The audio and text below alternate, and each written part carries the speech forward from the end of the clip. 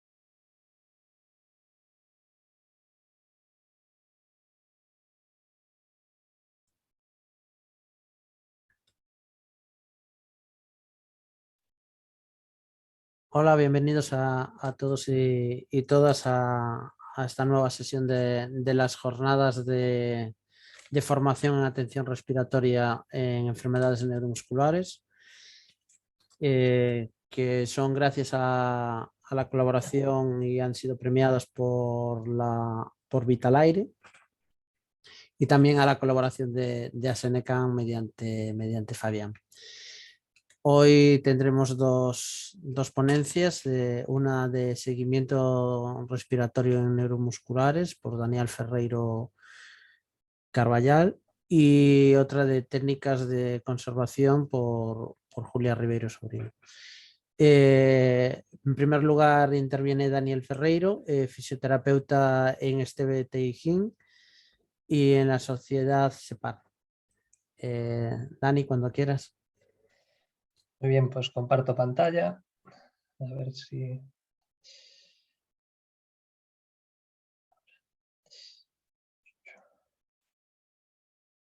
Ahora yo creo que os debería aparecer, ¿no? Sí, se ve. Perfecto. Muy bien.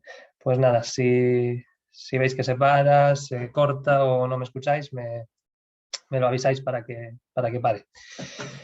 Pues nada, empezamos. Yo voy a hablaros hoy sobre seguimiento respiratorio en pacientes neuromusculares, un poco enfocado a lo que hacemos aquí en Vigo, en el Hospital Álvaro Cunqueiro, que bueno, puede haber diferencias con otros hospitales, con otras áreas sanitarias, pero os vamos a contar un poco lo que hacemos aquí. Yo voy a hablaros hoy después de que el sábado, pues los que hayáis estado, pudisteis escuchar a Raúl, que nos habló sobre qué es lo que le pasa a nuestra respiración con enfermedades neuromusculares. Sara nos habló sobre cómo detectar esas señales de alarma para saber si estamos respirando bien. Fabián el martes nos habló de la importancia de la fisiorespi y la compañera Ana pues sobre la importancia también de la ventilación mecánica. Y entonces a mí me toca hoy hablar después de todos ellos y cuando preparaba esto pensé, pues, ¿qué puedo añadir yo? ¿Qué puedo aportar a mayores si ya hemos hablado de todo esto? Lo que se me ocurrió fue enlazar un poco todos estos temas, a encajar un poco las 4 piezas de este puzzle para hablaros hoy sobre el seguimiento respiratorio en pacientes neuromusculares. Necesitamos hablar de esto, necesitamos hablar de entender qué es lo que le pasa a la respiración, cómo se evalúa y cómo se detecta esa dificultad respiratoria y qué seguimiento hacemos con ejercicios de fisioterapia respiratoria y con ayuda ventilatoria si la necesitamos. Entonces, de esto es lo que vamos a hablar hoy. Me va a sobrar tiempo, así que si al final eso quedaron dudas en general de la fisiorespi, pues es aquí donde las vamos a resolver.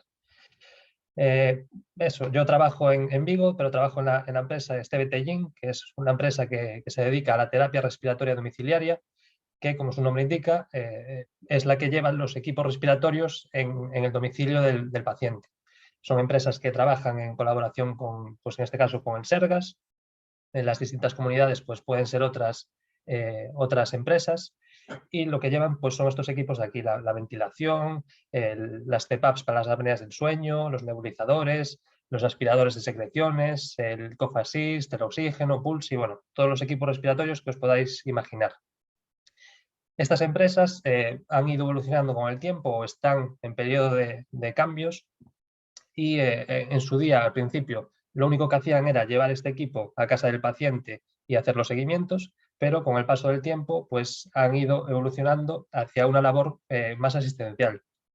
A día de hoy somos fisios y enfermeras los que trabajamos aquí en Vigo, en Pontevedra y en otros sitios, y se ha cambiado el enfoque de la empresa, bueno, del trabajo en sí.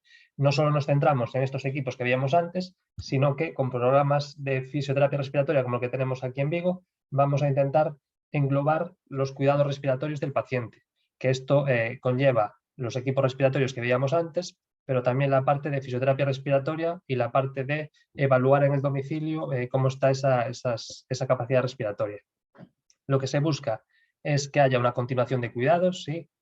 Si el paciente está, imaginaros, hospitalizado, pues cuando se vaya para casa, que sigan esos cuidados y que haya una comunicación constante entre el servicio de neumología y nosotros que estamos en casa. Nosotros somos ese nexo entre el hospital y el domicilio. Con estos programas pues vamos a a hacer esos ejercicios respiratorios, vamos a ir detectando esas necesidades que puedan ir surgiendo, adaptando a la evolución de la enfermedad que va a ir afectando a la parte respiratoria, y siempre que sea posible, pues esas adaptaciones las intentaremos hacer en el domicilio, y en casos de que no sea posible, pues nos comunicaremos con el hospital pues, para adelantar una consulta o para hacer esos ajustes allí en el hospital. El objetivo, pues mantener todo lo que es la parte respiratoria lo más controlada posible, y siempre que sea posible evitar ingresos hospitalarios. Es un poco el objetivo principal. Bien, he puesto esta diapositiva, que es de lo que nos ha hablado Raúl en la primera presentación, de qué le pasa a nuestra respiración, a modo un poco de resumen, de recordatorio para los que ya habéis visto su presentación, y a modo un poco, pues, para los que no habéis estado el sábado, pues que os sirva también un poco para entenderlo. Porque tenemos que entender qué nos pasa para luego entender qué es lo que vamos a evaluar y qué es lo que vamos a tratar. Súper resumido en una diapositiva, o sea, no lo podía haber concentrado más. Enfermedad neuromuscular, la parte respiratoria, también hay músculos que participan, como en el resto del cuerpo. Entonces, estos músculos que participan en la respiración se pueden ver afectados. Sobre todo el diafragma es el músculo principal, que es el que, como veis en la imagen, haciendo esa fuerza hacia abajo, pues nos va a meter el aire que necesitamos en los pulmones. Si se ve debilitado, si pierde fuerza, vamos a ser capaces de meter menos aire en nuestros pulmones. Esta también es la primera fase de la tos, que es la imagen central. No sé si mi puntero se ve aquí en el medio, pero para la tos necesitamos hinchar nuestros pulmones al máximo, aguantar ese aire y comprimirlo a nivel de la garganta y expulsarlo de manera brusca. Aquí tenemos el diafragma, tenemos la musculatura del cuello, tenemos los abdominales que aprietan después para expulsarlo de manera brusca. Todos estos músculos, si están débiles, pues nos van a dificultar todas estas tareas. Y también fundamental el tema de las cuerdas vocales, que es súper importante para mantener protegida ese cruce entre lo que se va hacia el estómago y lo que pasa hacia los pulmones. Si esto se ve afectado, tenemos riesgo de que se nos cuelen por ahí saliva, que se nos cuele por ahí restos de alimentos que nos vayan hacia los pulmones. Entonces, esto es la primera diapositiva básica para entender qué es lo que vamos a ir evaluando en las consultas y qué es lo que vamos a intentar ayudar por la parte de la fisioterapia respiratoria y de la ventilación también. Vale, una enfermedad neuromuscular, pues el primer médico así de referencia que tenemos es el neurólogo, que es el que hace el diagnóstico y el que después va a derivar a neumología. Nosotros, por ejemplo, aquí en Vigo, enfermedades como la ELA, la esclerosis lateral amiotrófica, que se supone que evoluciona muy rápido, normalmente evoluciona rápido, lo que tenemos es ya un protocolo para, desde el diagnóstico por parte del neurólogo, ya hay una derivación a neumología, ya es inmediato, o sea, es diagnóstico y consulta al mes o cuando se pueda con neumología. Esto sería lo ideal que pasase en todos los casos, ¿sí? Hay otros casos en los que se tarda un poco más en derivar. ¿Qué señales de alarma podemos ver nosotros en casa o ve también el neurólogo para derivar a neumología? Estas que ya hemos visto con Sara, sobre todo, bueno, con el resto de compañeros también, pero sobre todo con Sara. El tema de la fatiga, la falta de aire, sobre todo al estar tumbado. Le copié esta imagen aquí a Ana, que la tenía en su diapositiva, porque es súper ilustrativa. Si necesitamos dormir con más almohadas de lo normal, indica que cuando estamos tumbados nos falta el aire. Y esto ya nos han explicado ellas por qué era. Porque si ponéis las manos en la barriga, al coger aire sentado, es más o menos fácil, porque el diafragma está por encima y la gravedad hace que pues, la barriga esté por debajo y no moleste. Si nos echamos para atrás y nos tumbamos, ¿qué pasa? Que la gravedad hace que la barriga se nos venga hacia arriba. Entonces ese diafragma tiene que hacer más fuerza para empujar a la barriga. Esto es un poco la explicación de que si el diafragma pierde fuerza, al tumbarnos le estamos pidiendo un esfuerzo todavía mayor. Y entonces es uno de los signos que suele, por los que suele comenzar, la falta de aire al tumbarse. Otras señales, pues el dolor de cabeza por las mañanas, estar adormilado, con sueño durante el día, ¿sí? Son señales de que de noche estamos seguramente respirando mal y hay que ver qué es lo que está pasando. Y después todo lo que engloba el tema del manejo de la saliva, de las flemas, de la comida, ¿sí? Si tenemos atragantamientos, si perdemos voz, si perdemos fuerza de tos. Todo esto son señales de alarma de que hay varias cosas por ahí, músculos y funciones que no se están haciendo correctamente. Y ahora ya pasamos a toda la parte de evaluación en neumología. La evaluación, os decía, es súper importante para ver cuál es la capacidad respiratoria del paciente, irla comparando con las siguientes revisiones para ir comparando cómo va evolucionando esa capacidad respiratoria y, sobre todo, lo más importante, intentamos adelantarnos a las complicaciones, ¿sí? No, si ya lo pillamos muy tarde, pues ya va a haber una serie de complicaciones que nos van a dificultar mucho. Cuanto antes empecemos a controlar esto y a hablar de las posibles soluciones, mucho mejor. Yo aquí os voy a hablar sobre una batería de pruebas y de exámenes que podemos realizar. No quiere decir que vayamos a hacer todos en cada revisión, en cada consulta. En función un poco de las características de cada uno, pues haremos un tipo de pruebas u otras, en función de lo rápido que vaya la enfermedad, ¿sí? Aquí están todas, pero ya os digo, se van pidiendo según los neumólogos consideren que es necesario. Hay algunas aquí, a lo mejor, que en otros hospitales no se hacen, en otros hospitales, por ejemplo, tendrán otras que nosotros no hagamos, pero bueno, yo os explico un poco lo que tenemos aquí en Vigo. Bien, pues vamos a empezar hablando por la exploración física, que sobre todo es muy importante en las primeras consultas. Cuando llega derivado a neumología, pues necesitamos ver cómo respira ese paciente, si tiene algún tipo de alteración de deformación en el tórax que le vaya a dificultar todavía más, si tenemos problemas de la columna, de cifosis, de escoliosis, todo eso va a limitar todavía más la capacidad respiratoria. Ver cómo respira, pues eso, ver si el diafragma se mueve de manera regular, coordinada, o si hay músculos que están trabajando más de lo que deberían, los músculos del cuello, del pecho, pues nos indican un poco si hay dificultad respiratoria o no. La parte de la boca, de la lengua, de si hay fuerza de los labios y demás, también nos va a dar información en cuanto a esa musculatura. Y luego la auscultación. Vamos a escuchar los pulmones, sobre todo nos interesa esta parte de aquí de abajo, que en caso de tener poca fuerza del diafragma, si entra poco aire en los pulmones, va a ser aquí abajo donde menos entre, ¿sí? Entonces vamos a escuchar si se está ventilando bien por abajo o si ya le cuesta.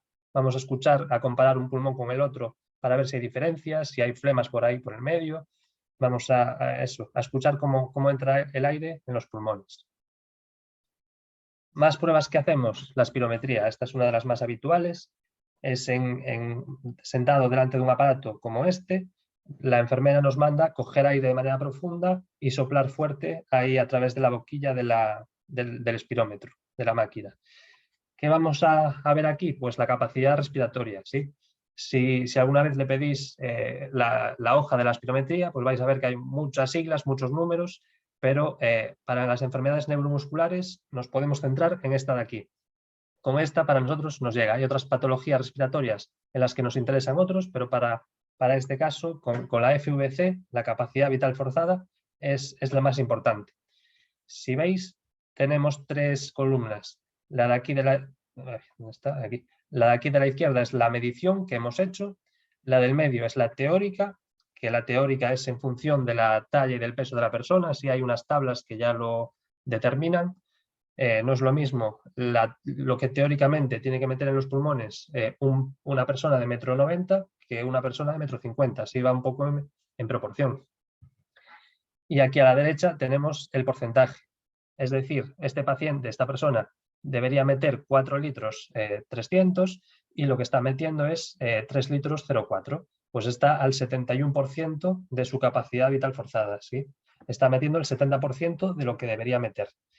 Esto es lo que nos determina eso, qué cantidad de aire metemos y lo que nos permite ir comparando en las siguientes espirometrías. Aquí abajo veis del 2020, del 2021, 2022, pues vamos comparando estas cifras, si se mantiene estable a ese porcentaje o si va habiendo una caída. En este caso veis que estamos al 88-90% al principio y que al final evoluciona hacia el 70%. Pues ha habido una caída ahí de esa capacidad pulmonar.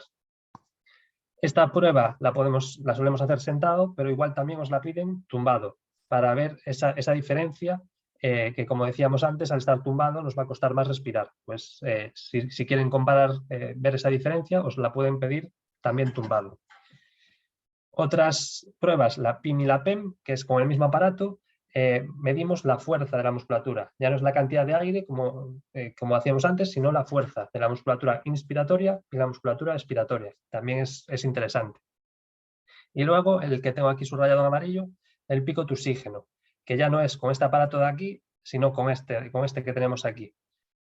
El pico de oxígeno, seguro que también hay mucha gente aquí que lo habrá hecho, nos sirve para determinar la fuerza de la tos.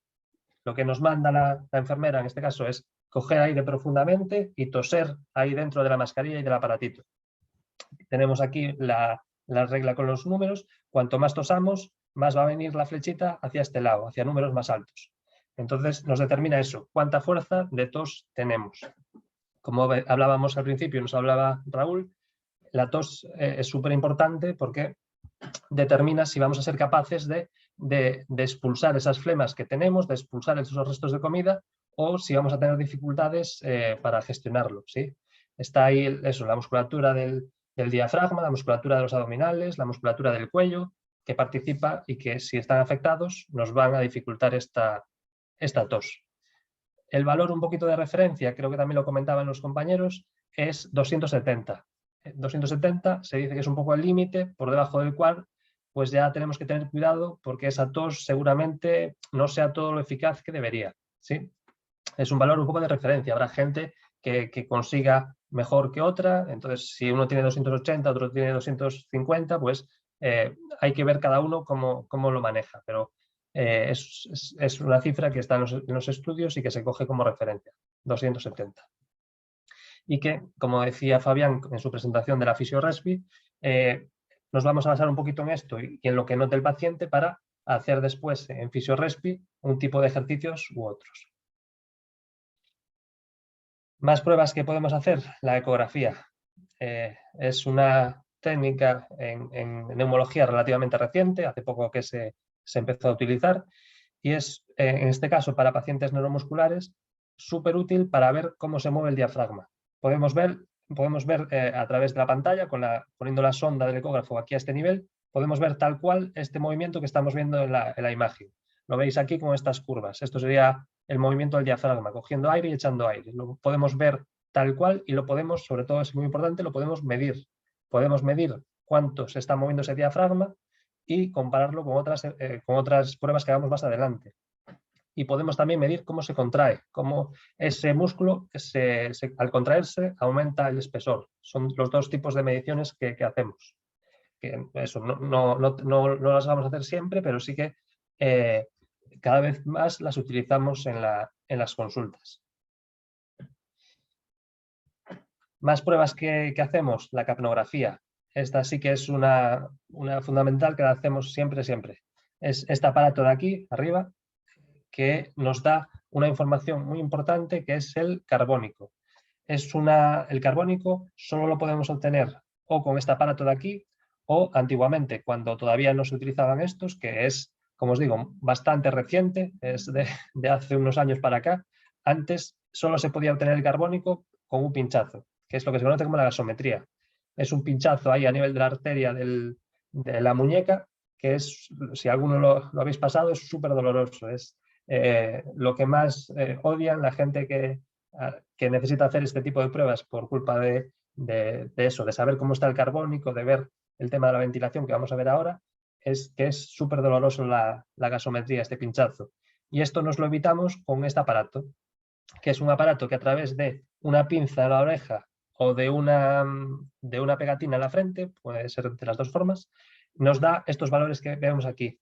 Nos da de abajo para arriba, tenemos abajo el pulso y la saturación, pero estos dos de aquí no son tan importantes porque lo conseguimos fácilmente con un pulsi, ¿sí? Pero nos da el tercer valor, que es el que queremos. Lo veis aquí, PCO2, el carbónico. Este es el dato que nos interesa más para ver una cosa que os voy a explicar ahora. Pero es muy importante eso, que diferenciemos entre el pulsi y este aparato, porque la saturación de oxígeno es una cosa, podemos estar saturando en oxígeno muy bien, pero no tenemos ni idea de cómo estamos en el carbónico. El carbónico o con este aparato o con la gasometría. Entonces, el carbónico, ¿por qué es importante? Porque hay unos valores de referencia. Es decir, nosotros en el cuerpo tenemos que tener entre 35 y 45 de carbónico. Estos son los valores normales. Si tenemos el carbónico por encima de 45, lo que nos hace indicar es que no estamos respirando lo suficiente. Si respiramos poquito, poco volumen, lo que vamos a hacer es que se nos va a ir acumulando carbónico en el cuerpo. Respiramos tan poquito que no somos capaces de echarlo para afuera y limpiar los pulmones, ¿sí? Entonces, pues tendremos, en este caso, pues está 45,8, pero podemos tener 50, 55, 60 o más. Es decir, cuanto peor respiremos, más carbónico se nos va a acumular en el cuerpo.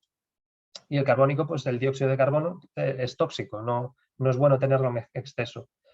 Entonces, o somos capaces nosotros mismos de eliminarlo, si no tenemos ningún tipo de patología, en este caso neuromuscular, o si nuestros músculos llegan a un punto de debilidad, que respiramos muy poquito, se nos acumula y necesitamos la ayuda de una máquina como esta, que nos habló Ana en su presentación, para ayudarnos a expulsarlo.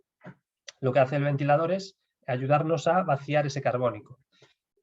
Yo el ejemplo que suelo poner es el de una habitación en la que estamos durmiendo toda la noche. Si dormimos, imaginaros, con las puertas y las ventanas cerradas, cuando os despertáis a la mañana siguiente podéis notar que el aire de esa habitación está cargado, está viciado, ¿sí? Porque habéis estado respirando ahí toda la noche con las puertas cerradas. ¿Qué hacéis por la mañana? Abrimos puertas y ventanas para ventilar, ¿sí? Queremos que el aire viciado se vaya para afuera y que entre aire fresco, que entre aire nuevo, que renueve el aire de la habitación. Pues en nuestro cuerpo necesitamos algo parecido. Si no somos capaces de hacerlo nosotros mismos, necesitamos una máquina como esta, a través del tubo y la mascarilla, que nos vacíe ese carbónico que tenemos en exceso y nos renueve el aire de nuestros pulmones. Que esto es lo que nos explicaba Ana en su presentación y por qué era tan importante. Pues que sepáis que uno de los motivos principales es esto, es el carbónico. Vamos a hablar un poquito después también de la ventilación. Más pruebas que hacemos en Neumo, la poligrafía o la pulsioximetría. Son dos aparatitos que nos llevamos para casa para dormir con ellos. En este caso tenemos aquí la poligrafía. En la pulsi pues es más simple, solo en el dedo. Y lo que hacen es ver cómo estamos respirando de noche, cómo estamos al dormir, una vez que estamos dormidos, que nosotros no nos damos cuenta, pero vamos a ver qué pasa. El oxígeno se mantiene estable, la saturación de oxígeno se mantiene bien o hay caídas. Nuestro ritmo respiratorio es constante o hacemos paradas respiratorias, ¿sí? Que se conocen como las apneas. Seguro que conocéis a alguna persona que ronca mucho e incluso que hace paradas respiratorias, que coge aire, de repente para y luego coge aire de forma brusca al cabo de unos segundos. Pues eso es lo que se conoce como las apneas. Tenemos aquí la imagen. Hay dos tipos de apneas, pero la más importante es esta. Este tipo de apneas en el que la musculatura aquí del cuello, en vez de estar bien abierta, como es este caso, se nos cierra porque la musculatura se relaja en exceso y al cerrarse no hay paso de aire, dejamos de respirar, ¿sí? Hasta que unos segundos después nuestro cuerpo no tiene más remedio que coger aire de forma brusca para seguir respirando. Pues esto es lo que se conoce como apneas del sueño, ¿sí? Y no, o sea, evidentemente tiene repercusiones negativas. Ese cansancio al día siguiente, esos dolores de cabeza, el levantarnos muchas veces de noche a hacer pis, por ejemplo, viene por aquí por culpa de estas apneas. Y sobre todo tiene el riesgo ese de quedarse dormido conduciendo, estamos forzando al corazón por culpa de la falta de oxígeno. Bueno, tiene muchos efectos negativos. Y a día de hoy el mejor tratamiento que tienen las apneas es la CPAP, que sería un aparatito parecido a este, que a través del tubo y de una mascarilla, que son las mismas tubos y mascarillas que las de la ventilación, lo que hacen es que nos corrige las apneas. Una presión de aire aquí a este nivel nos mantiene la garganta abierta. Los músculos no son capaces de cerrarse. Y con aparatos como este, pues conseguimos respirar sin hacer las paradas respiratorias. Pues bueno, todo este rollo para decir que con las poligrafías o las pulsioximetrías vamos a estudiar cómo es la calidad de nuestro sueño. Más pruebas. En caso de ya tener CPAP o sobre todo los ventiladores, los respiradores, vamos a dedicarle mucho tiempo a esta parte, ¿sí? Es quizás una de las partes más importantes, que para eso nos habló Ana durante una hora. el momento en el que empezamos la ventilación mecánica. Estos son un poco los tres factores principales que nos motivan, o sea, que nos indican que tenemos que empezarla, que normalmente están relacionados, ¿sí? Son el carbónico alto, como veíamos antes, la espirometría, esa capacidad respiratoria que ya baja a un punto en el que nos indica que tenemos que ventilar, y sobre todo también la sensación del paciente, la sensación de falta de aire, de que no es capaz de dormir tumbado, de que no descansa bien de noche, de que no está respirando bien de noche. Son un poco los tres indicadores de necesidad de empezar la ventilación mecánica. Normalmente los tres van más o menos relacionados, es decir, nuestra capacidad respiratoria va bajando, el carbónico va aumentando y nuestra sensación de fatiga, de falta de aire, aumenta, ¿sí? Normalmente los tres van más o menos relacionados. Pero hay casos curiosos en los que una persona a lo mejor no tiene nada de sensación de falta de aire y el carbónico está elevado, o la espirometría ya está muy baja y el paciente aún no lo nota, o al revés, hay casos en el que el carbónico está correcto, la espirometría aún está más o menos aceptable, pero el paciente ya nota falta de aire. Pues en cada caso, pues hay excepciones, ¿sí? Hay veces que se empieza más por el carbónico, otras que se empieza más por la falta de aire, es muy variable. Por eso hay que hacer una evaluación un poco en el conjunto de todas estas pruebas que estábamos viendo para determinar un poco las necesidades de cada uno. Y en función de las necesidades de cada uno, pues vais a ver que hay muchas máquinas, muchas mascarillas diferentes, va un poco en función de eso, de las características de cada uno. Hay máquinas como esta de arriba que son más simples, que es para personas que solo duermen por la noche con ella. Cuando ya se utiliza más horas, nos vamos a máquinas como la del medio o como la de abajo que tienen batería, sobre todo la de abajo. Está pensada, son baterías que duran más tiempo, que están pensadas para pacientes que la tienen más horas. Incluso hay pacientes que están 24 horas con la máquina y necesitan llevárselas en la silla de ruedas para salir de casa. Entonces, pues, la parte de la ventilación es una parte muy importante de las consultas de neumología en estos casos, ¿sí? Se le dedica mucho tiempo. Pues se dedica tiempo a ver si ya es necesario y, en caso de que sea necesario, hacer ese seguimiento, ¿sí? A adaptar correctamente todos los parámetros, porque hay que empezar de una forma y poco a poco ir atinando esos parámetros, como vamos a ver aquí. Los pacientes con este tipo de máquinas, aquí en Vigo, los tenemos todos telemonitorizados. Telemonitorizados quiere decir que desde la aplicación de la empresa, bueno, podemos ver cómo está respirando el paciente en casa, sin tener que ir junto suyo, sin tener que ver la máquina ni siquiera delante. Desde el ordenador podemos ver cómo lo está usando, si pierde aire la mascarilla o está bien ajustada, si el volumen que respira es correcto, si las apneas están corregidas, si la frecuencia respiratoria está bien. Nos da mucha información para, pues, ir viendo si hay que hacer ajustes, si hay que derivar al médico, si incluso el médico puede hacer cambios a través de la plataforma sin que tenga que venir el paciente a la consulta. Bueno, a día de hoy eso está súper controlado. Y a mayores, aparte de esta información que tenemos ya desde el ordenador, cuando el paciente va a la consulta se descarga la tarjeta del equipo, ¿sí? Tiene una tarjetita o se le mete un pincho para descargar esta información, porque la información que nos da la máquina con la tarjeta es una información mucho más detallada, ¿sí? Aquí vemos a grandes rasgos lo más importante, sí que es fundamental, pero con la descarga de la tarjeta vamos a ir a ver las precisiones, ¿sí? Vamos a ir al detalle para hacer los ajustes todavía más finos. Vamos a ver si está perfectamente sincronizado el paciente con la máquina, si hay que hacer algún tipo de ajuste aún vamos más al detalle todavía, es para perfeccionar y que la máquina esté lo más perfecta posible.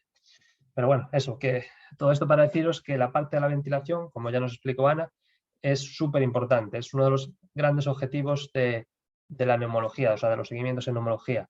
Primero, asegurarnos que la ventilación es correcta, es decir, que aún nuestra capacidad respiratoria nos permite mantener esa ventilación correcta, y llegado el punto en el que no seamos capaces por nosotros mismos, ofrecer esta ayuda para que, gracias a la máquina, nos ayude a respirar, a ventilar correctamente. Es una parte muy importante, como decía. Bien, y por último, bueno, esto lo he dejado para el final porque ya lo comenté un poco al principio. Evidentemente, en la consulta de neumología no solo hacemos pruebas, sino hablamos con la persona, le preguntamos si hay diferencias, si hay novedades con respecto a la anterior revisión, si nota algo diferente. Por eso es muy importante que conozcáis esta serie de signos o de síntomas para saber identificarlos, ¿sí? No es normal que nos falte el aire al tumbarnos, no es normal que tengamos que poner esas 5 o esas 2 o 3 almohadas para poder dormir, no es normal despertarse todos los días con dolor de cabeza, estar adormilados, atontados, no es normal atragantarse a la comida, toser cada vez que comemos. Tenemos que saber reconocerlo para poder explicárselo a los médicos y poder evaluarlo. Y otra parte, lo puse aquí en una esquinita, el tema de la vacunación. En esto sí que se insiste todos los años en vacunarse de la gripe, del neumococo y ahora pues del COVID, que es lo que toca. Es muy importante vacunarse para evitar sustos, ¿sí? Porque una gripe fuerte nos puede llevar a, sobre todo en estos casos en los que partimos de una capacidad respiratoria, entre comillas, limitada, si le metemos esa carga de virus de una gripe fuerte, pues nos va a generar muchas dificultades, flemas, neumonías, etcétera, etcétera. Entonces, si con un pinchacito podemos minimizar esas complicaciones, pues hay que hacerlo. Vale, y pasamos ahora, lo puse un poco así diferenciado, porque es una parte que nosotros podemos hacernos una idea en consulta, ya os digo, evaluando la fuerza de los labios, la movilidad de la lengua, el cómo habla el paciente, lo que nos cuenta de qué le pasa al comer o deja de pasar, pero es una parte que es un poco más específica de otorrinos y de logopedas, ¿sí? La parte de la musculatura esta del cuello, de la deglución, de la fonación, del habla, es un poco su campo. Y de hecho, si en el futuro se hacen otras ediciones de estas charlas, estaría súper bien que invitéis a una logopeda o a un logopeda, porque tienen mucho que contarnos en este campo. Es una parte que es crucial, que nos va a poner en muchísimas dificultades a los pacientes con respecto a esa saliva que se nos cuela, esa comida que se nos cuela para abajo y nos atragantamos y demás. Por un lado a ellos y por un lado a nosotros como fisios también nos genera muchos problemas, porque es muy fácil, entre comillas, meter aire para trabajar la capacidad inspiratoria, es muy fácil con un cough assist sacar esas flemas para arriba, pero si nos falla aquí las cuerdas vocales, si se nos bloquea, si se nos cierra, nos dificulta a nosotros un montón como fisios. Es la parte más complicada que tenemos de gestionar. Entonces, pues bueno, eso es una parte súper importante que las logopedas trabajan, que evalúan con las pruebas de deglución. En los otorrinos pues pueden hacer incluso una fibroscopia para ver cómo tragamos algo con la camarita, cómo se mueven esas cuerdas vocales, si se cierran bien o no. Bueno, diferentes pruebas que es un poco más su parte, pero que es súper importante. Y no pensamos, cuando hablamos de respiratorio, pues nos vamos más a eso, a pulmones, a diafragma y demás, pero respiratorio también es esta parte de aquí arriba que forma parte de las vías aéreas superiores y que nos va a comprometer mucho el tema de la respiración por abajo. Entonces, nada, simplemente lo pongo así, pero lo dejo caer para que las logopedas también participen. Y otro gran tema que tenemos es el tema de la gastro y de la tráquea, que es un tema que tenemos que hablar, que no hay que esconder, no hay que convertirlo en un tema tabú, que pues eso, se va dejando para más adelante, se deja para más adelante y hay muchas veces en los que nos cuesta encarar este tema, pero es tan importante como la ventilación. Es decir, llega un punto en el que comer nos es muy difícil, en el que nos atragantamos cada vez más, en el que podemos ir perdiendo mucho peso y hay que ir tomando decisiones. Son decisiones que son personales de cada paciente, nadie va a obligar a, como la ventilación, o sea, la ventilación también es decisión personal, nadie te va a obligar a empezar una ventilación, nadie te va a obligar a poner una gastro, nadie te va a obligar a una tráqueo. pero hay que saber que esa opción existe y que es una posibilidad. O sea, hay que hablarlo en las consultas, hay que ir encarando un poco esta decisión para que no nos pille después un poco en el susto de la emergencia.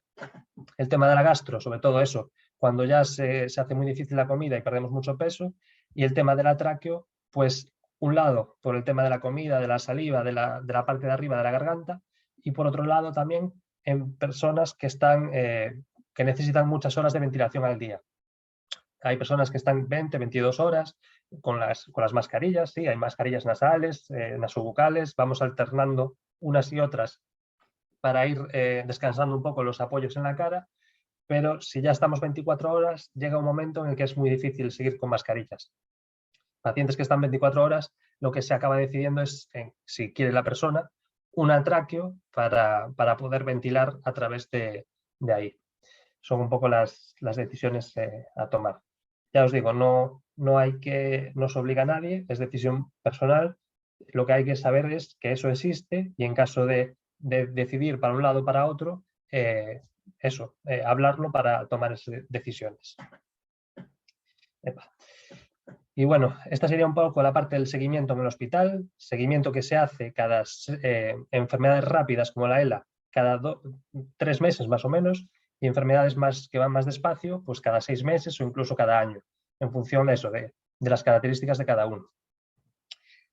Pero ¿qué es lo que pasa? Pues eso, cada 6 meses o entre consulta y consulta o cada 3 meses. Pues que aquí en el área de Vigo lo que vamos a combinar es el seguimiento en el hospital con el seguimiento en el domicilio. Es un trabajo en equipo entre neumo y fisio, ¿sí? Para en el domicilio del paciente continuar reevaluando y continuar con los ejercicios de fisioterapia, con los equipos que veíamos antes, lo que ya os comentaba al principio.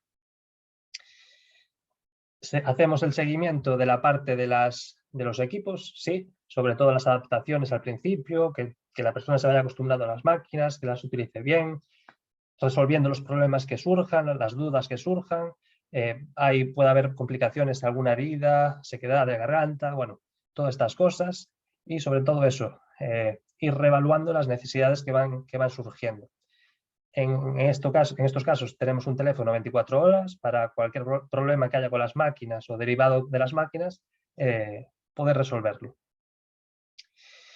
Porque una cosa es tener una máquina sola que ya de por sí pues puede dar complicaciones, pero imaginaros en el caso de este paciente el panorama que hay. O sea, este es un paciente con ELA que hace una neumonía y que le ponen una traqueotomía en el hospital y se viene para casa con todo esto. Entonces, imaginaros familia, imaginaros cuidadores, cómo gestionar tantas cosas a la vez. Pues es ahí donde nosotros hacemos ese nexo con el hospital y hacemos la gestión un poco de explicarles todo parte por parte, para qué sirve. Bueno, todo esto ya se empieza a explicar en el hospital, pero no es lo mismo tener a la enfermera cerca, si tenemos cualquier problema le damos al timbre y nos viene la enfermera, a una vez que estamos solitos en casa. Entonces, pues es ahí donde nosotros tomamos ese relevo para explicar, para enseñar, para un poco gestionar todas estas cosas. Y sobre todo, pues irle contando a los neumólogos cómo se está llevando el tema este en el domicilio, para saber si hay que hacer algún tipo de cambio, de ajuste, etcétera, etcétera. Bueno, los equipos ya lo he visto aquí, ventilador, aspirador aquí arriba de secreciones, nebulizador, cofassist, oxígeno, también tenía un pulsi, pero ya no le cabía por aquí por el medio, o sea, tenía el equipo completo. Y aparte de los equipos, lo que es súper importante es la fisioterapia respiratoria. Esto es lo que veíamos con Fabián, que le pedí su diapositiva, esta imagen que es súper visual, para explicar, para entender que según las características y las necesidades de cada paciente, haremos un tipo de ejercicios u otros. Las características, sobre todo, están determinadas por la capacidad pulmonar y por la fuerza de la tos. Son las dos variables principales que nos van a hacer orientar nuestros ejercicios hacia un tipo o hacia otro.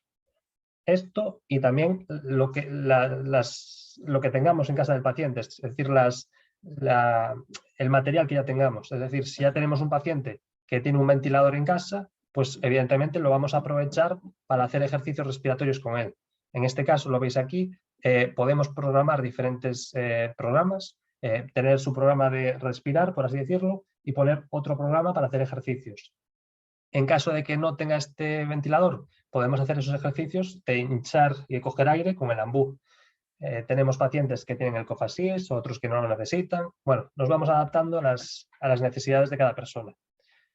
No voy a entrar mucho en los ejercicios porque ya nos queda mucho tiempo y también ya nos habló Fabián de ellos. Solo voy a decir que también lo hablaron ellos, que hay dos tipos de enfoque de ejercicios de fisioterapia, ¿sí? Tenemos la fisioterapia respiratoria preventiva, que sería la de mantenimiento, ¿sí? Es esa gimnasia respiratoria que tenemos que hacer todos los días para mantenernos lo mejor posible. Y aquí el objetivo es que nosotros, como fisios, vamos a dar las herramientas al paciente y a los familiares para poder hacerlos ellos en el día a día. Hay pacientes que a nivel de manos tienen mucha fuerza y que pueden hacer ellos mismos sus ejercicios pues, con un ambú, o pacientes que lo hacen ellos mismos con el ventilador, que son capaces de cambiar de un programa a otro y hacer sus ejercicios. Y hay otros pues, que necesitan la ayuda del familiar o del cuidador.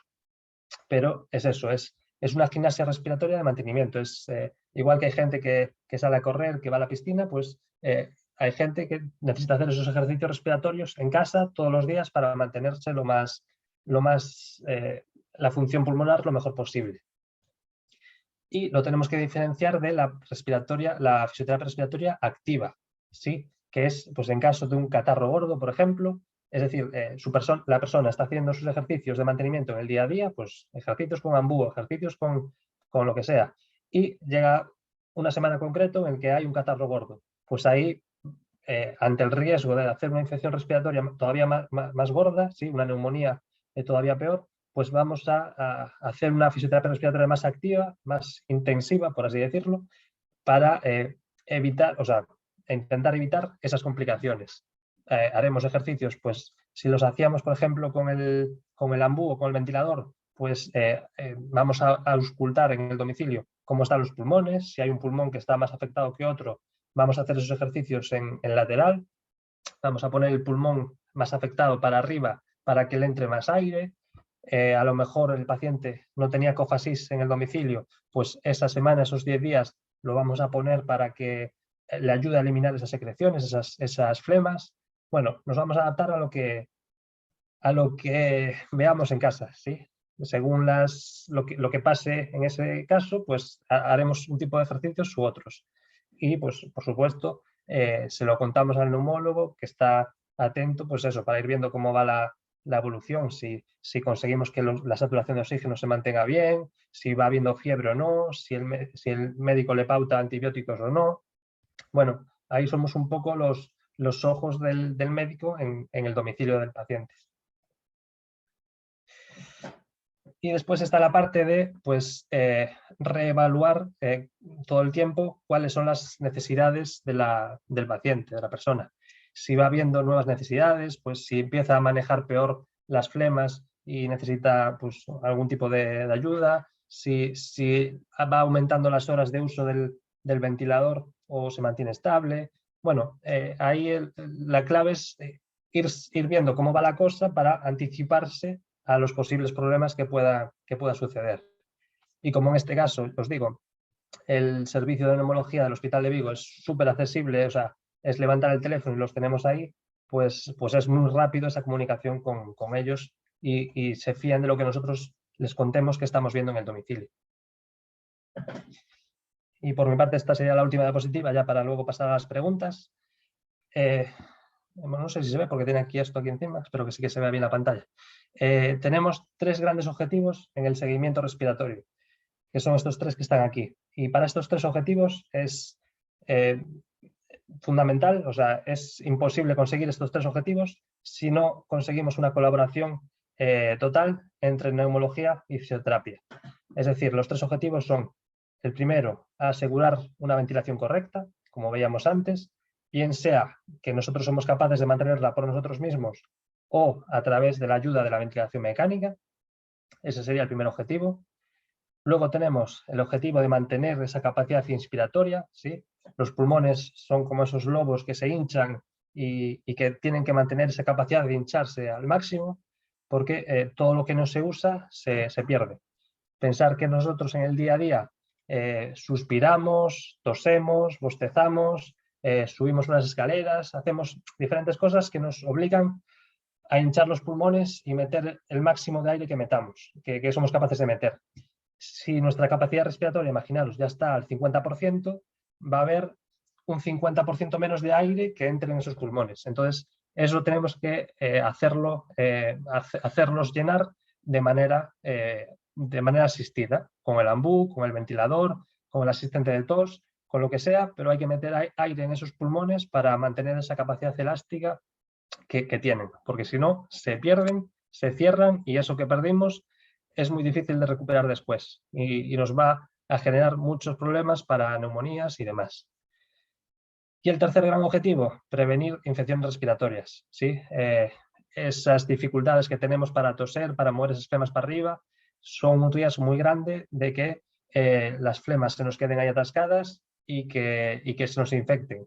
Y lo mismo con la comida, con la saliva. Si tenemos un mal manejo arriba de las cuerdas vocales, todo lo que se nos cuele para ahí, pues es un riesgo añadido para que se infecte y que nos generen neumonías.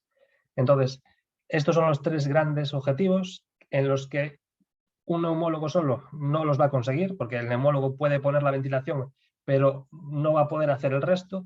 Un fisio solo tampoco lo va a conseguir, porque necesitamos ese trabajo en equipo de los dos, cada uno aportando lo suyo y trabajando en equipo para que entre neumología y fisioterapia consigamos estos tres objetivos que son principales. Y es lo que se busca con el seguimiento respiratorio, con las consultas, con los ejercicios, con la ventilación y con todo lo que hemos visto hasta ahora. Entonces, nada, fisios y neumología, estaba diciendo, pero los que trabajan con la patología neuromuscular son muchos más. Hay muchos más actores implicados en que todo esto funcione y que se saque el trabajo adelante. Así que por mi parte, ya estaría. No sé si conseguí eso, unir las piezas del puzzle para hablar del seguimiento respiratorio desde el principio hasta el final y no sé si quedaron dudas. Yo creo que lo has explicado fenomenal, Dani. De todas formas, vamos a ver si la gente que quiera realizar preguntas podéis hacerlo a través del chat. Tenemos aquí dos pendientes de Arsimiro. Cada canto tempo é recomendable facer unha capnografía ou gasometría? Bien, pues en principio depende. Es distinto paciente que tiene una capacidad pulmonar, entre comillas, muy buena, imaginaros un 80%, que otro que la tiene más bajita. Es distinto un paciente que ya está ventilado de que otro que todavía no está ventilado. Entonces, es variable. Si ya estamos ventilados porque ya tenemos una capacidad pulmonar bajita, pues en las visitas de neumología es recomendable, o sea, bueno, después habla hospitales y hospitales, servicios y servicios, cada uno hace un poco a su manera y con los medios que tengan. Nosotros aquí en Vigo, en las visitas de neumología la capnografía lo hacemos siempre. Hay pacientes que van cada 3 meses, pacientes que van cada 6 meses, pacientes que van cada año, en función de la consulta que tenga, pero cuando van a la consulta lo hacemos. De acordo. E a outra pregunta é: os datos de saturación dun pulsi son equiparables aos dunha capnografía ou gasometría? Perfecta. Esta es la pregunta perfecta para que os vayáis con el mensaje, que no son iguales. Lo que vemos en un pulsi, en la pinza del dedo, solo es oxígeno y solo es pulso, o sea, frecuencia cardíaca. Pero con este aparatito del dedo no sabemos cómo está nuestro carbónico. El carbónico solo lo vemos con la capnografía y la gasometría. Entonces ahí podemos tener una saturación de oxígeno al 98%, pero no sabemos cómo estamos, si estamos a 50 de carbónico o estamos a 35. Eso solo lo sabemos o con la gasometría o con la capnografía. Ha quedado claro. Sí. No sé si llega alguna pregunta más. Bueno, te dicen que eres un crack. Creo que igual sé quién es Arsimiro, me suena algo ese nombre. Bueno, lo que está claro es que es fundamental una atención multidisciplinar en todos los niveles. Eso está claro que todos tenemos que sumar. Pues creo que no llegan más preguntas. Recordar que nos las podéis hacer a través del correo electrónico info@asengalicia.com o areasocial@asengalicia.com. Y nada más, agradecerte tu participación, Dani, y sobre todo el bien que lo has explicado y lo ameno que lo has hecho. Me alegro. Muchas gracias. Bien, ahora vamos a dar lugar a la ponencia de técnicas de conservación, que tenemos la suerte de que la va a dar Julia Ribeiro Sobrino, la terapeuta ocupacional que tenemos en ASE en Galicia, y que aprovecho para recordaros a todos que cualquier consulta que tengáis en relación a terapia ocupacional, pues no dudéis en consultarlo a través de los cauces habituales en ASE en Galicia o en los correos que acabo de decir. Pues nada, adelante, Julia, cuando quieras.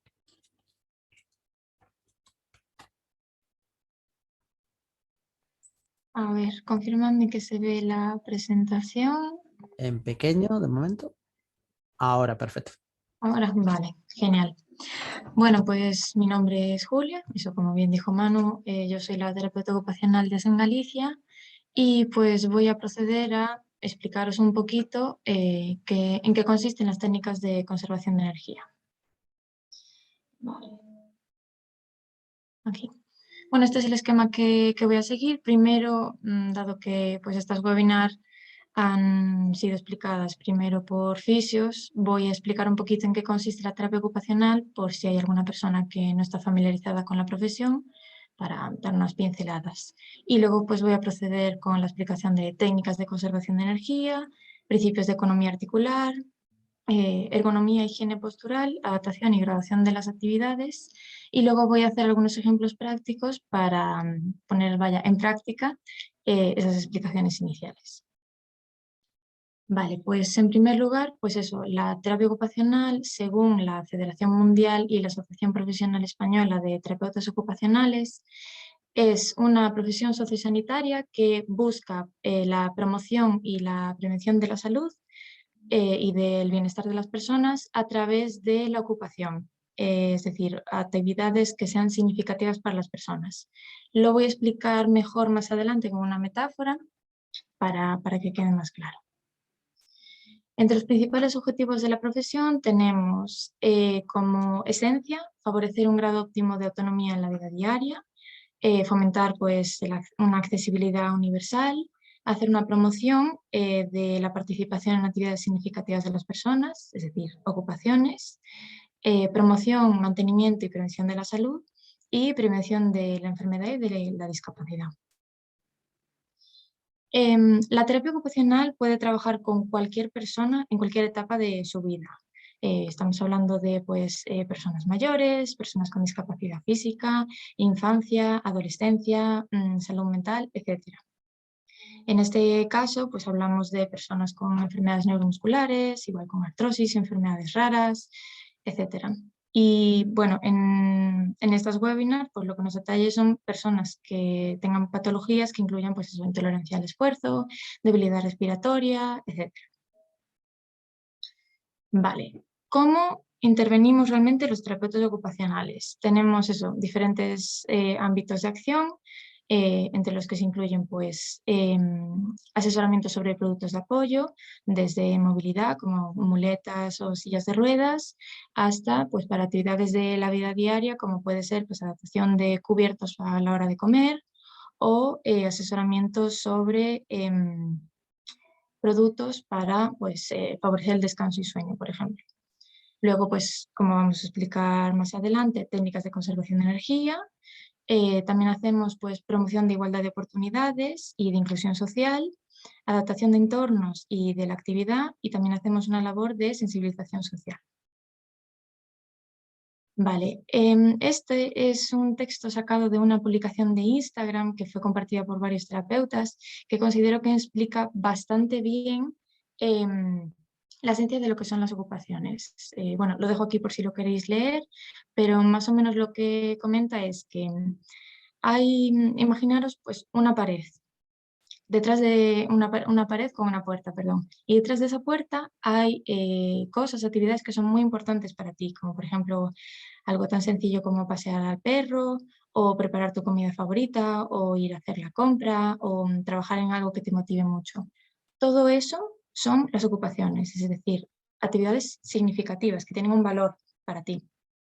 Pero el problema es que esa puerta está cerrada con llave y algunas personas pues tienen la suerte de nacer ya con esa llave y la conservan durante toda su vida. Entonces pueden acceder a esas ocupaciones cuando quieran. Pero, por otro lado, nos encontramos personas que pues por algún accidente, por alguna enfermedad, por alguna patología o circunstancias de la vida, pierden esa llave y no pueden atravesar esa puerta para llegar a esas ocupaciones. Nuestra función como terapeutas es ayudarles a conseguir de nuevo esa llave y que puedan volver a disfrutar de esas actividades que son tan importantes para ellos. Espero que así haya quedado un poquito más claro lo que son las ocupaciones. Vale, bueno, con estas webinars, pues eso es lo que se pretende y los beneficios que se pueden obtener de las técnicas de conservación de energía es pues para aquellas personas que por patologías que afecten pues eso, la respiración, a la psicomotricidad y demás y que presenten pues eso, fatiga, disnea, falta de fuerza o resistencia motora, pues que le faciliten a la hora de realizar tareas cotidianas dentro del ámbito doméstico o fuera de él de una forma autónoma y funcional. Vale, entonces ya entrando en materia, importante decir que las técnicas de conservación de energía recogen varias modalidades y todas están interrelacionadas y tienen como objetivo final pues eso, la promoción y prevención de la salud. Entre ellas tenemos pues las técnicas de conservación de energía, principios de economía articular, la ergonomía y la higiene postural y la graduación y adaptación de las actividades. Vale, en primer lugar, pues eso, las técnicas de conservación de energía se pueden definir como técnicas dirigidas a la gestión del ahorro energético y simplificación de tareas. El nombre en sí ya se define por sí solo. Y pues los objetivos que tienen es eso, prevenir la aparición del dolor y de la fatiga, favorecer la independencia en el desempeño de tareas cotidianas y conseguir encontrar la forma óptica de gestión de esa energía para poder hacer esas actividades de forma lo más independiente posible y con el menor esfuerzo posible, claro está. Bien. Ahora, vale. Para una técnica, para recordar cuáles son las principales técnicas de conservación de energía, son las 4 Ps. La primera es el paso, más bien ritmo, que consiste en establecer unas pautas entre la actividad y el descanso, de forma que se mantenga pues eso, un ritmo adecuado que prevenga la aparición de la fatiga. Por ejemplo, pues durante una actividad, realizar esa misma actividad durante pues, 20 minutos y luego hacer 5 minutos de descanso, o media hora y hacer 10 minutos de descanso. Eso en función de cada persona, cuando note que empieza a sentirse fatigado, empieza a perder energía y demás, pues tiene que ajustar en función de lo que le funciona mejor. El segundo punto sería la planificación. Este es muy importante y pues como bien lo indica el nombre, consiste en organizar las actividades en función del gasto energético que requieran. Es decir, lo ideal sería no juntar actividades que requieran un gran esfuerzo en un mismo momento del día, por ejemplo. Entonces, pues si tenemos que hacer 3 actividades que requieran un gran esfuerzo físico y energético, pues repartirlas a lo largo del día, combinándolas con tareas que requieran menos esfuerzo. Si es posible, obviamente. Eso sí se puede planificar, pues es lo ideal para poder hacerlo de forma independiente y conseguir hacerlas. La tercera es la postura, que vamos a volver a verlo más adelante respecto a la higiene postural. Y esto, pues, bien lo dice el nombre, pues realizar las tareas manteniendo una postura ergonómica y pues haciendo uso de productos de apoyo y también importante cambiar la posición del cuerpo con frecuencia. Eso para evitar pues eso, tensiones o incluso contracturas. como por ejemplo usuarios de sillas de ruedas, es importante que pues de vez en cuando los que pueden hagan pulsiones o hagan uso de cojines antiescaras para evitar pues úlceras por presión y demás. Y por último está pues establecer prioridades, que esto va muy ligado al punto de planificación porque indica que es conveniente, si se puede, marcar un orden de prioridad en las tareas, teniendo presente el grado de asistencia que la persona pueda necesitar, porque estas técnicas pueden ser utilizadas por cualquier persona, pero aquellas personas que, pues eso, por patologías, por circunstancias, tengan mayor dificultad a la hora de realizar esfuerzos físicos, pues se pueden beneficiar de esto. Vale, en cuanto a la economía o protección articular, pues básicamente es eso, la aplicación de principios ergonómicos para adaptar el trabajo a capacidades y posibilidades de las personas. Aquí cuando hablamos de trabajo podemos hablar desde el puesto de trabajo hasta actividades cotidianas. Aquí los utilizamos como sinónimos. Y para que se entienda mejor, puse algunas recomendaciones prácticas, como por ejemplo, repartir el peso entre varias articulaciones y apoyarse en grupos musculares grandes, como por ejemplo las piernas o los brazos. O por ejemplo, cuando se está pues eso, cogiendo algún objeto, cargando peso y demás, pues hacer uso de productos de apoyo para reducir la aplicación de fuerza y tensión, como por ejemplo pues un carro con ruedas, bandejas o demás. Y por último, pues utilizar las articulaciones en su plano más estable y funcional. Es decir, respetando la posición anatómica natural del cuerpo. Si para hacer alguna tarea tenemos que retorcer el brazo, notamos tensión, nos está molestando y demás, ahí pues estamos viendo que no estamos utilizando la posición natural del cuerpo y lo que puede ir en detrimento del mismo y ahí pueden aparecer lesiones y demás. Por eso hablamos de protección articular.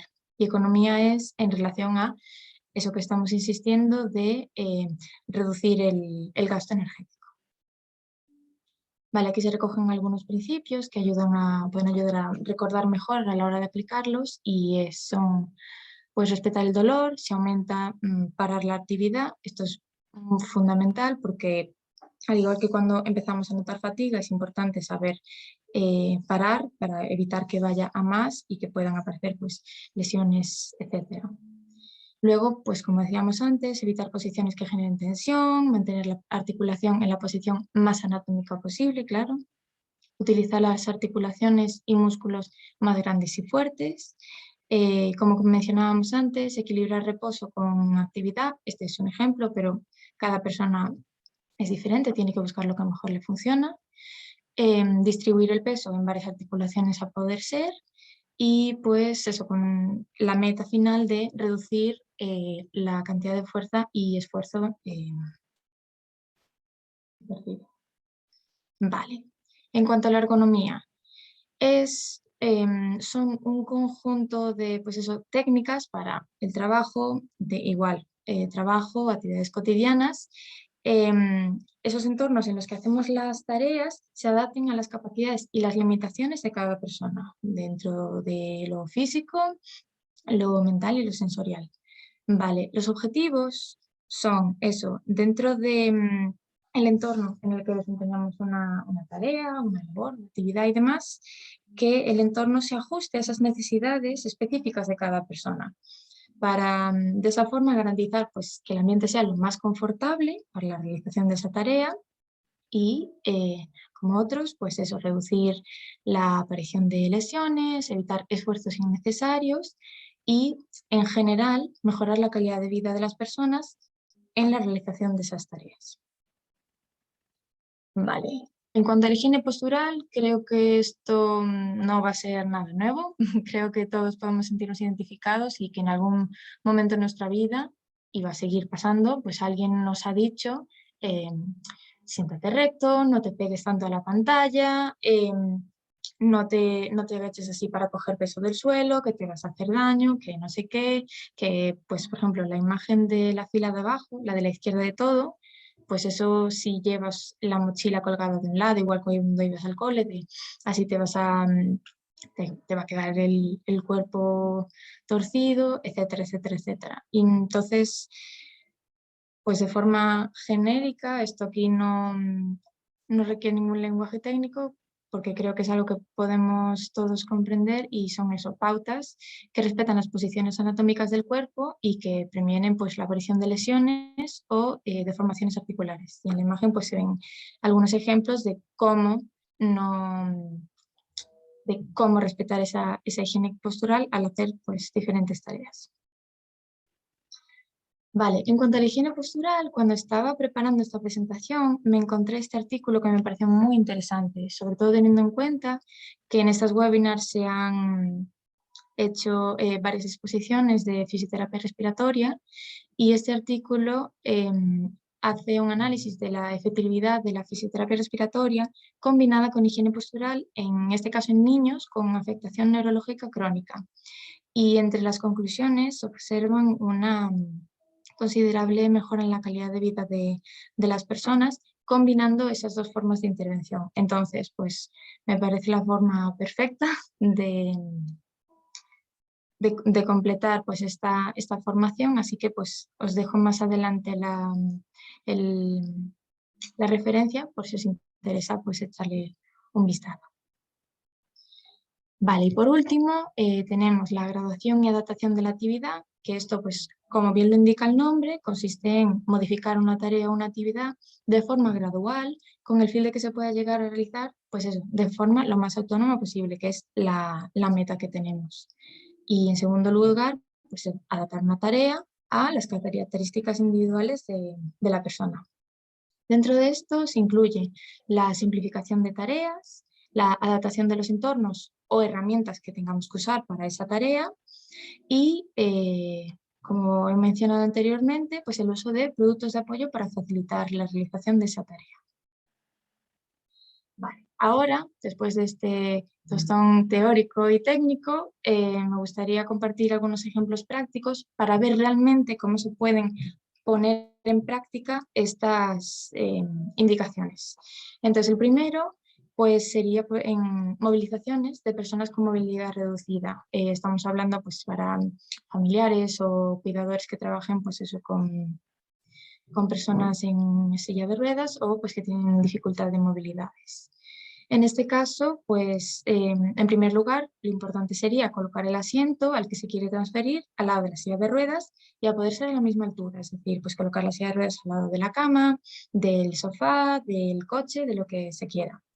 Importante frenar la silla antes de iniciar la movilización para no tener sustos.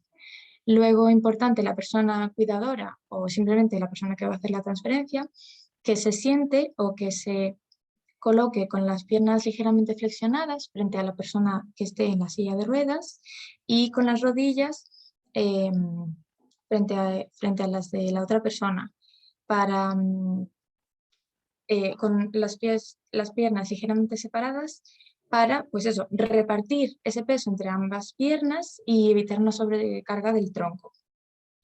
Y pues por último, hacer uso de productos de apoyo como tablas de traslado o grúas o cinturones de transferencia para facilitar y evitar pues eso, generar tensiones, esfuerzos innecesarios y que aparezca pues esa fatiga que no nos interesa.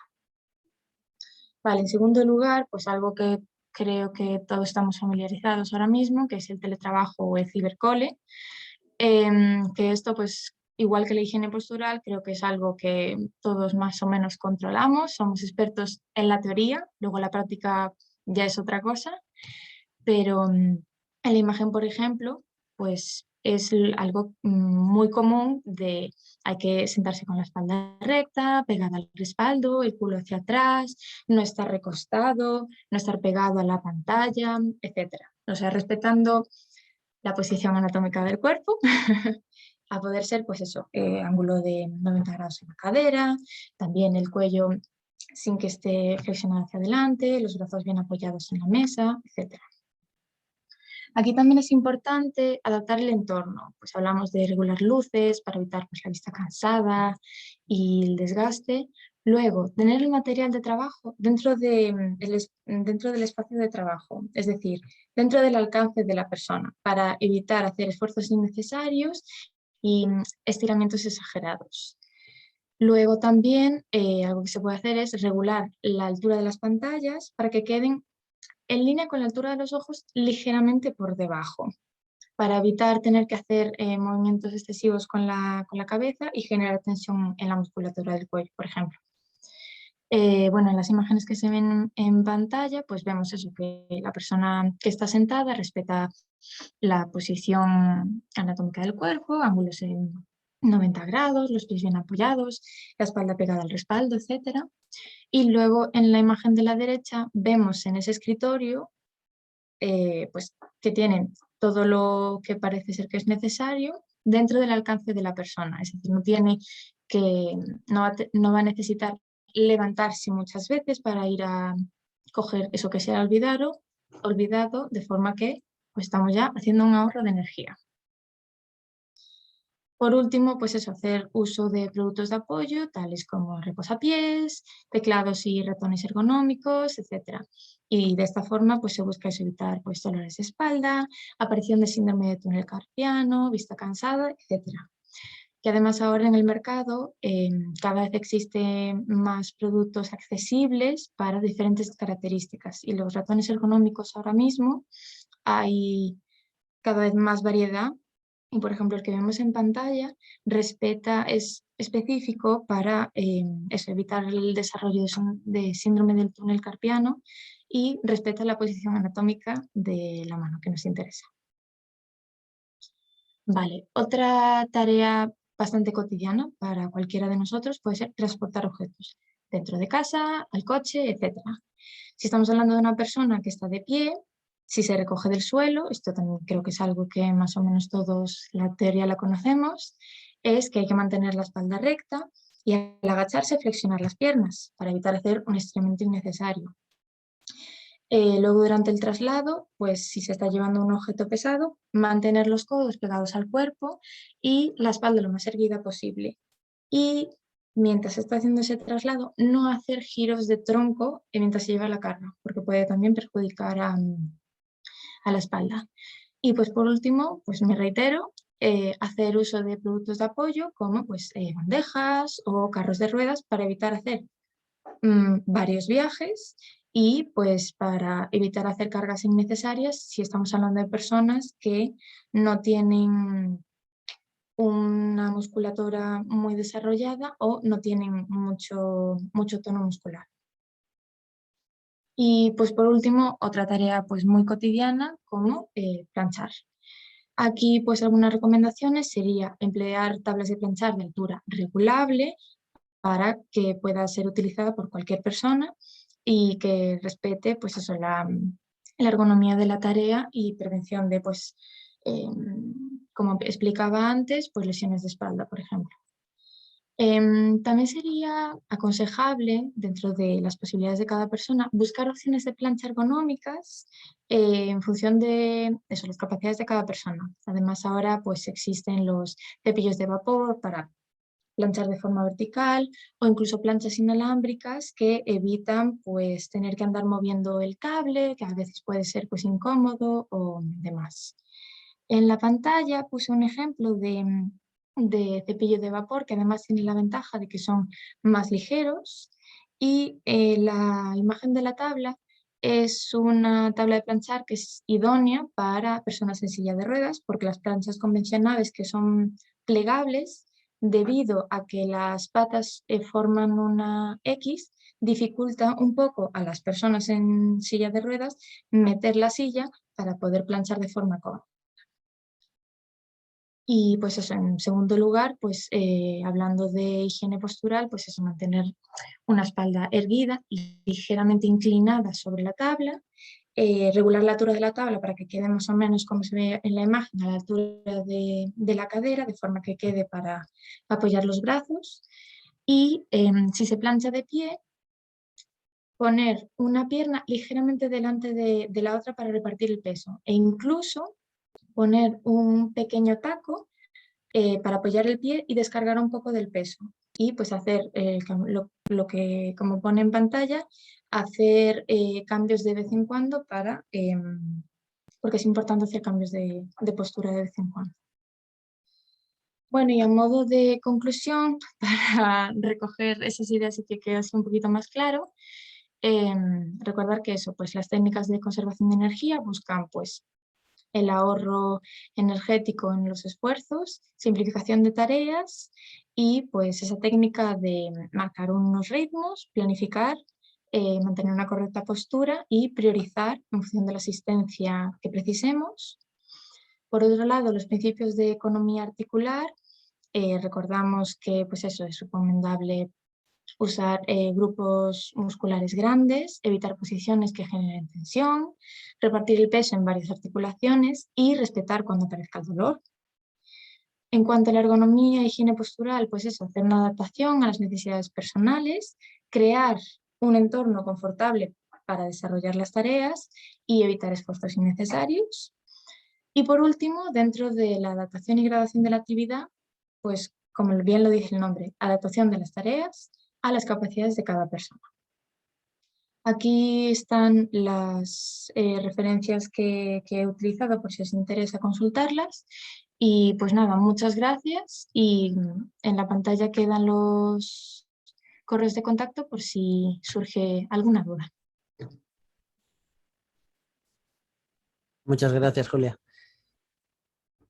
Pues lo dicho, si alguien quiere hacer alguna pregunta a través del chat, tenemos aquí una que nos preguntan si existe terapia ocupacional en la sanidad pública en España y cuál es la vía de acceso. Vale, la respuesta es sí, existe, pero no en todas las áreas de servicio. La vía de acceso como usuario es pues estar hospitalizado o por ejemplo hay también hay en hospitales y hay en centros de día también. Entonces, si es desde el punto de vista de usuario, pues ser paciente de esos servicios, pero es eso, como digo, en España, por ejemplo en Galicia, hay en el Hospital de Coruña, en la unidad de lesión medular, hay por ejemplo, hay en el centro de día de OZA, que es también para discapacidad física, y luego en algunas unidades de salud mental, por ejemplo en Ferrol también existe, pero es eso, existe, pero estamos trabajando para que siga aumentando el servicio. Nos piden si puedes volver a poner la ponencia de referencias bibliográficas. Ah, sí, incluso puedo compartir directamente, a ver, esta es la primera, si no lo que puedo hacer es compartir la presentación, no sé si se quiere. Nosotros de todas formas en los próximos días las colgaremos en YouTube, por lo cual... Vale, no sé si era esta o bueno, esta es la segunda. No se ve, no se ve. No, ay, es verdad que Ni tengo la que primera ni la compartir. segunda. Claro, yo estaba viendo y yo, vale, sí, claro. Ay, perdón que me he olvidado. Vale, esta es la primera. Hay un artículo de ergonomía y terapia ocupacional. Y esta es la segunda, que está el artículo de fisioterapia respiratoria combinada con higiene postural. No sé si le ha dado tiempo a copiar, pero eso, al acceder a la grabación se puede pararla y puede ver la diapositiva. Y si no, cualquier duda, pues Claro, estamos que se ponga en contacto sin problema. a vuestra disposición. No sé si quiere alguien hacer alguna pregunta más. Creo que lo has dejado todo súper claro, porque no está habiendo preguntas. Así que bueno, pues nada más que agradecerte tu disponibilidad para hacer esta ponencia. Y muchísimas gracias, no solo por la ponencia, sino por también la implicación con ASE en Galicia. Muchas gracias a todos los que habéis asistido y os emplazo a la próxima justo se me ha caído la chuleta, perdonad. A la próxima ponencia que será no sé, Julia, si sabes tú, porque se me ha caído la chuleta directamente. Creo El que sábado a las sí, 5:30. confirmamos que el Ya me han socorrido, gracias. Pues nada, muchas gracias a todos. Muchas gracias. Hasta luego. Muchas gracias.